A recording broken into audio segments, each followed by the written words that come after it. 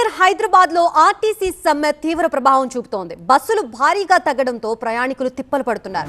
సమ్మెకి ముందు గ్రేటర్ లో 10 నిమిషాలకు బస్సు ఉండేది. ఇప్పుడు గంటకి పైగా వెయిట్ చేయాల్సి వస్తుంది అంటున్నారు ప్రయాణికులు. కార్మికుల సమ్మెతో ప్రభుత్వం ప్రత్యామ్నాయ ఏర్పాట్లు చేసింది. అద్దె బస్సులు, ఎలక్ట్రిక్ బస్సుల్ని నడుపుతోంది ఆర్టీసీ. కండక్టర్లు లేకుండా ఎలక్ట్రిక్ అద్దె బస్సులు నడుస్తున్నాయి. మహాలక్ష్మి ఫ్రీ బస్సు స్కీమ్ తో ఉచితంగా ప్రయాణాలు చేస్తున్నారు. రోజు 11 అవుతుంది సార్. ఆటోలు 100, 200, 300 లాస్ట్ 400 తీసుకుపోతున్నా ఆటోలు. నేను చెప్పు ఇంత అన్యాయం మా బస్సులు కష్టం కాదు మాకు. రోజు 11 అవుతుంది, మాకు చాలా ఇబ్బంది అవుతుంది మాకు తెలుసా. మాకు ఒక్కటైనా ఒక 40 బస్సులు ఉంచితే ఏమవుతుంది? ఎవరు ఉంచట్లేదు సార్.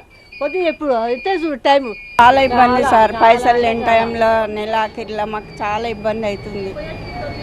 ఈ ఏజ్లో కూడా కష్టపడుతున్నామంటే మా బాధలే అర్థం చేసుకోవాలి. ఆటోలు వచ్చినండి 60 రూపాయలు. మేమైతే హైదరాబాద్ నుంచి కోటి వరకు 50 రూపీస్ ఇచ్చినాం. డైలీ డబ్బులు 180 అవుతుంది. మాకు చాలా కష్టం అవుతుంది.